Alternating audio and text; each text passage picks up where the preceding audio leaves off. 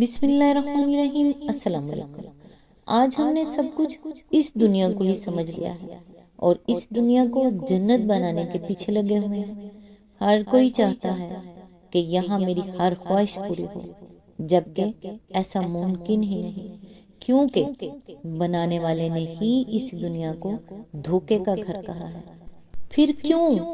آج ہم اس دھوکے کے چکر میں آ کر اللہ کے حکموں کو توڑ رہے ہیں؟ اپنی زندگی کو اللہ کے حکم کے مطابق گزارنا سیکھو،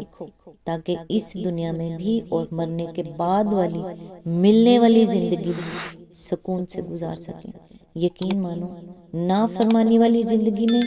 کوئی سکون نہیں۔ اپنے آپ کو اللہ کے حکموں کا پابند بنا لو، تاکہ دونوں جہاں میں فلاح پا سکو۔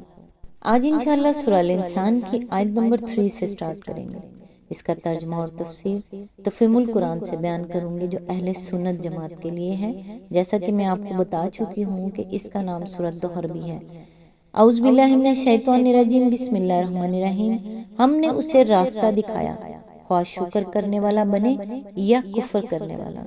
اس کی تفسیر ہے، یعنی ہم نے اسے محض علم و عقل کی قوتیں دے کر ہی نہیں چھوڑ دیا، بلکہ ساتھ ساتھ اس کی رہنمائی بھی کی، تاکہ اسے معلوم ہو جائے کہ شکر کا راستہ کون سا ہے اور کفر کا راستہ کون سا، اور اس کے بعد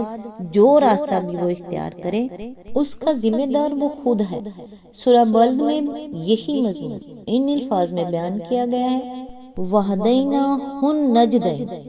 یعنی اور ہم نے اسے دونوں راستے یعنی خیر و شر کے راستے نمایاں کر کے بتا دیے۔ اور سورہ شمس میں یہی بات اس طرح بیان کی گئی ہے، وَنَفْسٍ وَمَا سَوَّاهَا فَأَلْهَمْهَا فُجُورَهَا وَتَقْوَاهَا، یعنی اور قسم ہے انسان کے نفس کی اور اس ذات کی جس نے اسے تمام ظاہری و باطنی قوتوں کے ساتھ استوار کیا، پھر اس کا فجور اور اس کا تقوی دونوں اس پر الہام کر دیے۔ ان تمام تصریحات کو نگاہ میں رکھ کر دیکھا جائے اور ساتھ ساتھ قرآن مجید کے ان تفصیلی بیانات کو بھی نگاہ میں رکھا جائے، جن میں بتایا گیا ہے کہ اللہ تعالیٰ نے انسان کی ہدایت کے لیے دنیا میں کیا کیا انتظامات کیے ہیں، تو معلوم ہو جاتا ہے کہ اس آیت میں راستہ دکھانے سے مراد رہنمائی کی کوئی ایک ہی صورت نہیں ہے، بلکہ بہت سی صورتیں ہیں جن کی کوئی حد و نہایت نہیں ہے۔ مثال کے طور پر نمبر 1، ہر انسان کو علم و عقل کی صلاحیتیں دینے کے ساتھ ایک اخلاقی حص بھی دی گئی ہے، جس کی بدولت وہ فطری طور پر بھلائی اور برائی میں امتیاز کرتا ہے۔ بعض افعال اور اوصاف کو برا جانتا ہے اگرچہ وہ خود ان میں مبتلا ہو، اور بعض افعال و اوصاف کو اچھا جانتا ہے اگرچہ وہ خود ان سے اجتناب کر رہا ہو۔ حتیٰ کہ جن لوگوں نے اپنی اغراض و خواہشات کی خاطر ایسے فلسفے گھڑ لیے ہیں جن کی بنا پر بہت سی برائیوں کو انہوں نے اپنے لیے حلال کر لیا ہے، ان کا حال بھی یہ ہے کہ وہی برائیاں اگر کوئی دوسرا ان کے ساتھ کرے تو وہ اس پر چیخ اٹھتے ہیں، اور اس وقت معلوم ہو جاتا ہے کہ اپنے جھوٹے فلسفوں کے باوجود حقیقت میں وہ ان کو برا ہی سمجھتے ہیں۔ اسی طرح نیک اعمال و اوصاف کو خواہ کسی نے جہالت اور حماقت اور دقیانوسیت ہی قرار دے رکھا ہو، لیکن جب کسی انسان سے خود اس کی ذات کو کسی نیک سلوک کا فائدہ پہنچتا ہے تو اس کی فطرت اسے قابل قدر سمجھنے پر مجبور ہو جاتی ہے۔ نمبر 2، ہر انسان کے اندر اللہ تعالیٰ نے ضمیر یعنی نفس لوامہ نام کی ایک چیز رکھ دی ہے، جو اسے ہر اس موقع پر ٹوکتی ہے جب وہ کوئی برائی کرنے والا ہو یا کر رہا ہو یا کر چکا ہو۔ اس ضمیر کو خواہ انسان کتنی ہی تھپکیاں دے کر سلائے، وہ اس کو بے حس بنانے کی چاہے کتنی ہی کوشش کرے، لیکن وہ اسے بالکل فنا کر دینے پر قادر نہیں ہے۔ وہ دنیا میں ڈھیٹ بن کر اپنے آپ کو قطعی بے ضمیر ثابت کر سکتا ہے، وہ حجتیں بگاڑ کر دنیا کو دھوکہ دینے کی بھی ہر کوشش کر سکتا ہے، وہ اپنے نفس کو بھی فریب دینے کے لیے اپنے افعال کے لیے بے شمار عذرات تراش سکتا ہے، مگر اس کے باوجود اللہ نے اس کی فطرت میں جو محاسب بٹھا رکھا ہے وہ اتنا جاندار ہے کہ کسی برے انسان سے یہ بات چھپی نہیں رہتی کہ وہ حقیقت میں کیا ہے۔ یہی بات ہے جو سورہ قیامہ میں فرمائی گئی ہے کہ انسان خود اپنے آپ کو خوب جانتا ہے، خواہ وہ کتنی ہی معذرتیں پیش کرے۔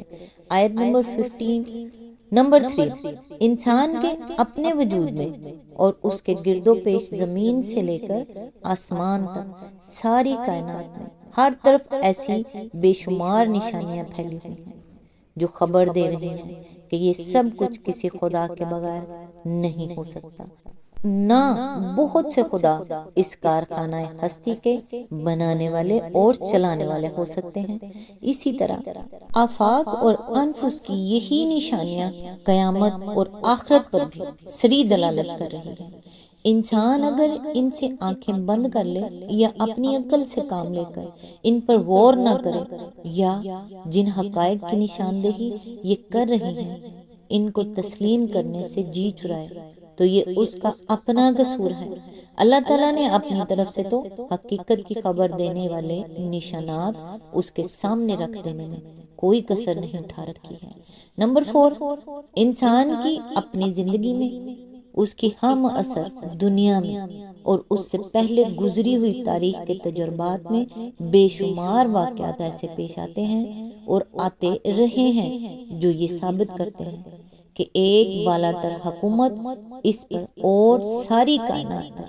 فرما روائی کر رہی ہے، جس کے آگے وہ بالکل بے بس ہے، جس کی مشیت ہر چیز پر غالب ہے اور جس کی مدد کا وہ محتاج ہے۔ یہ تجربات و مشاہدات صرف خارج ہی میں اس حقیقت کی خبر دینے والے نہیں ہیں، بلکہ انسان کی اپنی فطرت میں بھی اس بالاتر حکومت کے وجود کی شہادت موجود ہے، جس کی بنا پر بڑے سے بڑا دہریہ بھی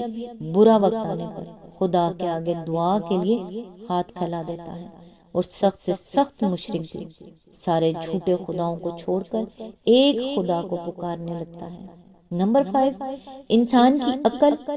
اور اس کی فطرت قطعی طور پر حکم لگاتی ہے کہ جرم کی سزا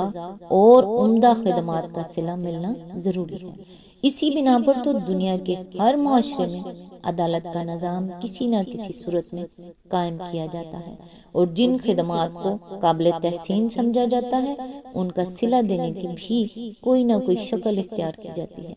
یہ اس بات کا صریح ثبوت ہے کہ اخلاق اور قانون مکافات کے درمیان ایک ایسا لازمی تعلق ہے جس سے انکار کرنا انسان کے لیے ممکن نہیں۔ اب اگر یہ مسلم ہے کہ اس دنیا میں بے شمار جرائم ایسے ہیں جن کی پوری سزا تو درکنار، سرے سے کوئی سزا ہی نہیں دی جا سکتی، اور بے شمار خدمات بھی ایسی ہیں جن کا پورا صلہ تو کیا کوئی صلہ بھی خدمت کرنے والے کو نہیں مل سکتا، تو آخرت کو ماننے کے سوا کوئی چارہ نہیں ہے، الا یہ کہ کوئی بے وقوف یہ فرض کر لے یا کوئی ہٹ دھرم یہ رائے قائم کرنے پر اصرار کرے کہ انصاف کا تصور رکھنے والا انسان ایک ایسی دنیا میں پیدا ہو گیا ہے جو بجائے خود انصاف کے تصور سے خالی ہے، اور پھر اس سوال کا جواب اس کے ذمے رہ جاتا ہے کہ ایسی دنیا میں پیدا ہونے والے انسان کے اندر یہ انصاف کا تصور آخر آ کہاں سے گیا۔ نمبر 6، ان تمام ذرائع رہنمائی کی مدد کے لیے اللہ تعالیٰ نے انسان کی صریح اور واضح رہنمائی کے لیے دنیا میں انبیاء بھیجے اور کتابیں نازل کی جن میں صاف صاف بتا دیا گیا کہ شکر کی راہ کون سی ہے اور کفر کی راہ کون سی، اور ان دونوں راہوں پر چلنے کے نتائج کیا ہیں۔ انبیاء اور کتابوں کی لائی ہوئی یہ تعلیمات بے شمار محسوس اور غیر محسوس طریقوں سے اتنے بڑے پیمانے پر ساری دنیا میں پھیلی ہیں کہ کوئی انسانی آبادی بھی خدا کے تصور، آخرت کے تصور، نیکی اور بدی کے فرق اور ان کے پیش کردہ اخلاقی اصولوں اور قانونی احکام سے ناواقف نہیں رہ گئے۔ خواہ اسے یہ معلوم ہو یا نہ ہو کہ یہ علم اسے انبیاء اور کتابوں کی لائی ہوئی تعلیمات ہی سے حاصل ہوا ہے۔ آج جو لوگ انبیاء اور کتابوں کے منکر ہیں یا ان سے بالکل بے خبر ہیں، وہ بھی ان بہت سی چیزوں کی پیروی کر رہے ہیں جو دراصل انہی کی تعلیمات سے چھن چھن کر ان تک پہنچی ہیں، اور وہ نہیں جانتے کہ ان چیزوں کا اصل ماخذ کون سا ہے۔ آج تک کے لیے بس اتنا ہی۔ نیکسٹ انشاءاللہ آیت نمبر 4 سے سٹارٹ کریں گے۔ اللہ تعالیٰ سے دعا ہے، اے اللہ کریم، تیرے خزانے دولت و حکمت سے بھرپور ہیں، تو مالک کائنات ہے، تو ہر چیز پر قدرت رکھتا ہے۔ ہم سب کو صحت و سلامتی، دنیا و آخرت کی خیر و بھلائیاں نصیب فرما۔ یا اللہ تیرا شکر ہے کہ تو نے ہم سب کے ایمان، جان و مال، عزت و آبرو کی حفاظت فرمائی، تمام مسلمانوں کی مشکلات کو آسانیوں میں تبدیل فرما اور کشادہ رزق عطا فرما، ہمارے گناہوں کو معاف فرما اور تمام حاجتوں مرادوں کو پوری فرما، بیماروں کو شفائے کاملہ عطا فرما اور ہم سب کی مغفرت فرما، آمین ثم آمین۔ نیکسٹ ویڈیو تک کے لیے دعاؤں میں یاد رکھیے گا۔ اللہ حافظ۔